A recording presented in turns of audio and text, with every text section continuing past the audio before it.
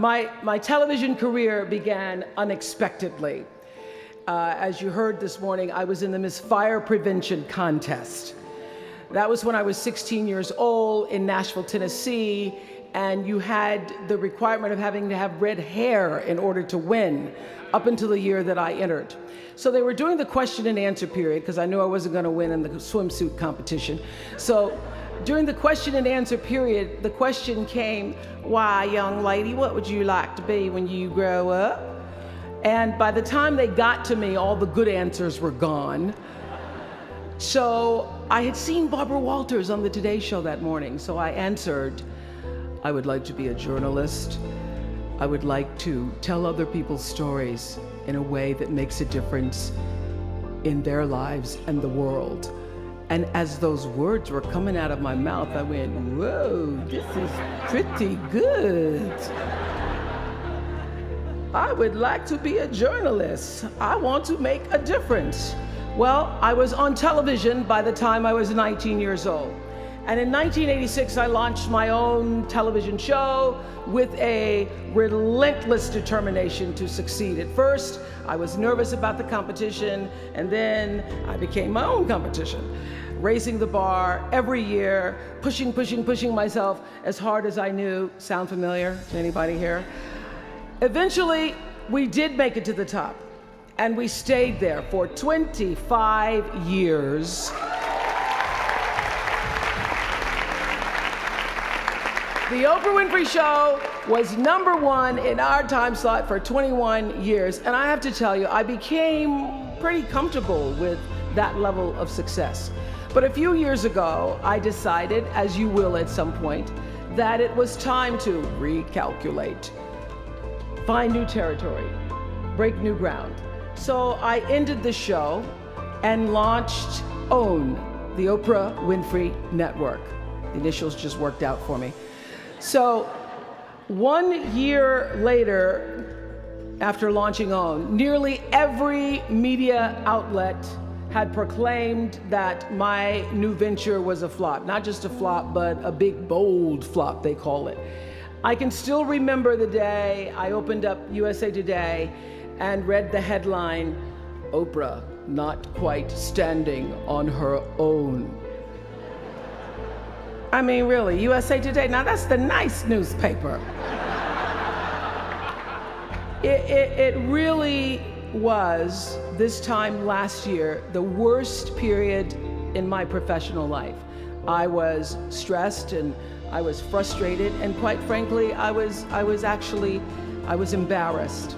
I was in the shower a long time, and as I was in the shower, the words of an old hymn came to me. You may not know it. It's "By and by, when the morning comes." And I started thinking about when the morning might come, because at the time I thought I was stuck in a hole. And the words came to me, trouble don't last always, from that hymn.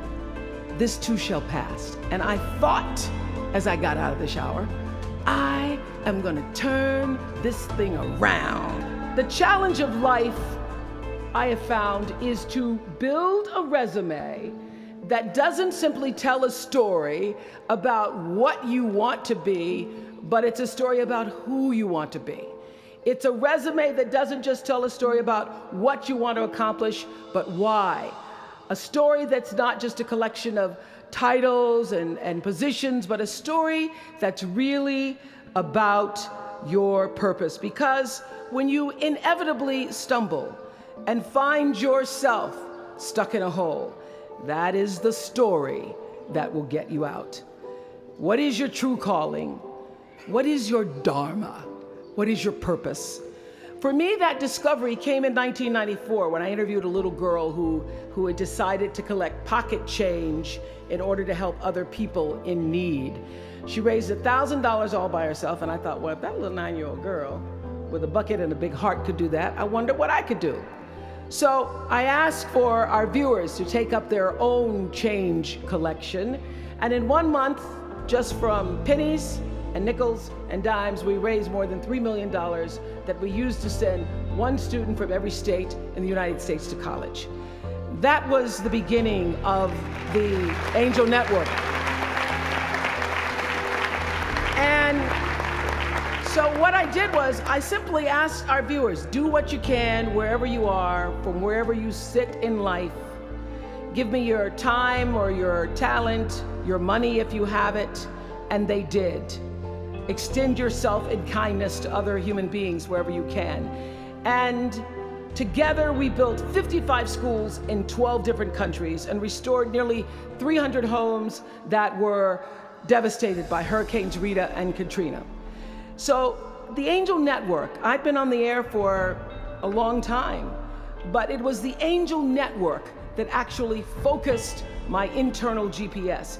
It helped me to decide that I wasn't just gonna be on TV every day, but that the goal of my shows, my interviews, my business, my philanthropy, all of it, whatever ventures I might pursue, would be to make clear that what unites us is ultimately far more redeeming and compelling than anything that separates me.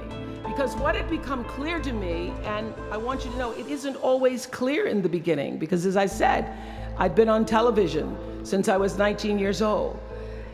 But around 94, I got really clear. So don't expect the clarity to come all at once, to know your purpose right away.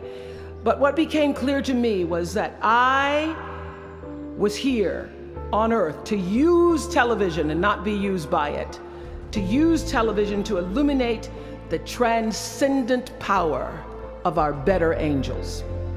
So this Angel Network, it didn't just change the lives of those who were helped, but the lives of those who also did the helping. It reminded us that no matter who we are, or what we look like, or what we may believe, it is both possible and, more importantly, it becomes powerful to come together in common purpose and common effort. I saw something on the Bill Maher show recently that so reminded me of this point. It was an interview with David and Francine Wheeler. They lost their 7-year-old son, Ben, in the Sandy Hook tragedy. And even though gun safety legislation to strengthen background checks had just been voted down in Congress at the time that they were doing this interview, they talked about how they refused to be discouraged. Francine said this, she said, "Our hearts are broken, but our spirits are not. I'm gonna tell them what it's like to find a conversation about change that is love, and I'm gonna do that without fighting them." And then her husband David added this, "You simply cannot demonize or vilify someone who doesn't agree with you, because the minute you do that, your discussion is over, and we cannot do that any longer. The problem is too enormous. There has to be some way that this darkness can be banished with light." Maya Angelou always says, when you learn, teach. When you get, give. That, my friends, is what gives your story purpose and meaning. So you all have the power in your own way to develop your own Angel Network. And in doing so, your class will be armed with more tools of influence and empowerment than any other generation in history. I did it in an analog world. I was blessed with a platform that at its height reached nearly 20 million viewers a day. Now here in a world of Twitter and Facebook and YouTube and Tumblr, you can reach billions in just seconds. You're the generation that rejected predictions about your detachment and your disengagement by showing up to vote in record numbers in 2008. And when the pundits said, they talked about you. They said you'd be too disappointed. You'd be too dejected to repeat that same kind of turnout in the 2012 election, and you proved them wrong by showing up in even greater numbers. That's who you are. This generation, your generation, I know, has developed a finely honed radar for BS. The spin and phoniness and artificial nastiness that saturates so much of our national debate. I know you all understand better than most that real progress requires an authentic way of being, honesty, and above all, empathy. I have to say that the single most important lesson I learned in 25 years talking every single day to people was that there's a common denominator in our human experience. Most of us, I tell you, we don't want to be divided. What we want, the common denominator that I found in every single interview, is we want to be validated. We want to be understood. I've done over 35,000 interviews in my career. And as soon as that camera shuts off, everyone always turns to me and inevitably in their own way asks this question: was that okay? I heard it from President Bush. I heard it from President Obama.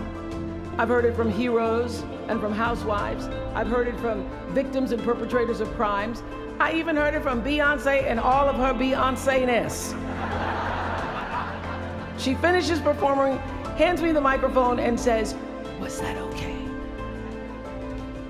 Friends and family, yours, enemies, strangers, in every argument, in every encounter, every exchange, I will tell you, they all want to know one thing: was that okay? Did you hear me? Do you see me? Did what I say mean anything to you?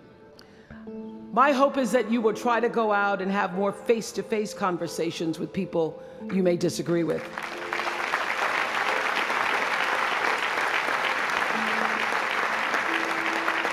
That you'll have the courage to look them in the eye and hear their point of view, and help make sure that the speed and distance and anonymity of our world doesn't cause us to lose our ability to stand in somebody else's shoes and recognize all that we share as a people. This is imperative for you as an individual and for our success as a nation. There has to be some way that this darkness can be banished with light. Says the man whose little boy was massacred on just an ordinary Friday in December. So whether you call it soul or spirit or higher self, intelligence, there is, I know this, there's a light inside each of you, all of us, that illuminates your very human beingness if you let it. And as a young girl from rural Mississippi, I learned long ago that being myself was much easier than pretending to be Barbara Walters. Although when I first started, because I had Barbara in my head, I would try to sit like Barbara, talk like Barbara, move like Barbara. And then one night I was on the news, reading the news, and I called Canada, Canada. And that was the end of me being Barbara. I cracked myself up on TV, couldn't stop laughing, and my real personality came through. And I figured out, oh gee, I can be a much better Oprah than I could be a pretend Barbara. I know that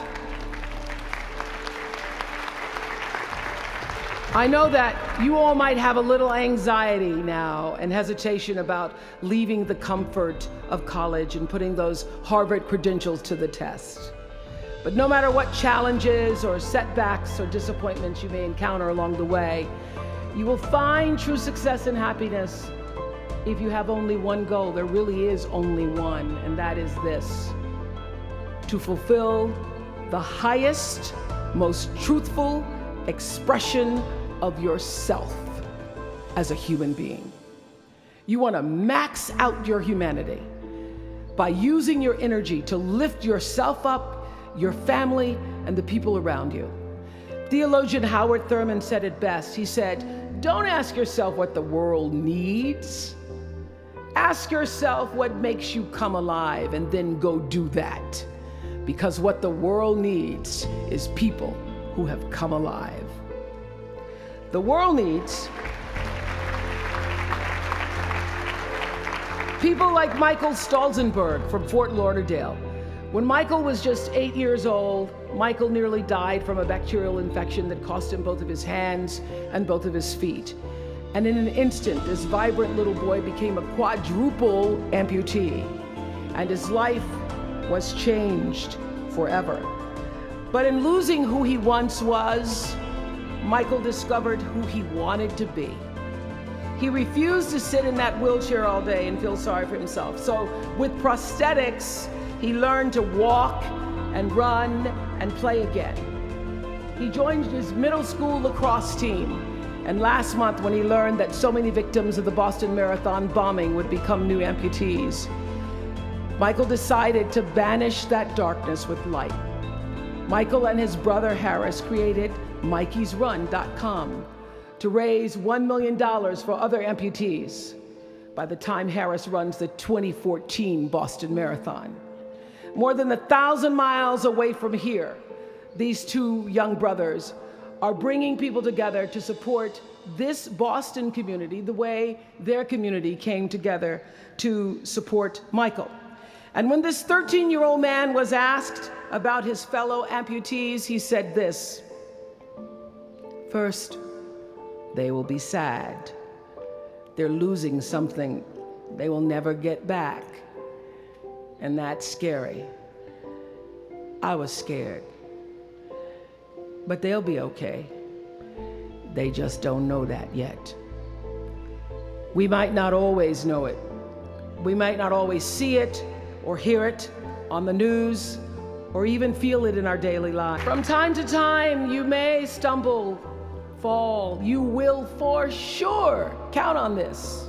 No doubt. You will have questions and you will have doubts about your path. But I know this: if you're willing to listen, to be guided by that still small voice that is the GPS within yourself, to find out what makes you come alive, you will be more than okay. You will be happy, you will be successful, and you will make a difference in the world. Family and friends, good luck, and thank you for listening. Is that okay?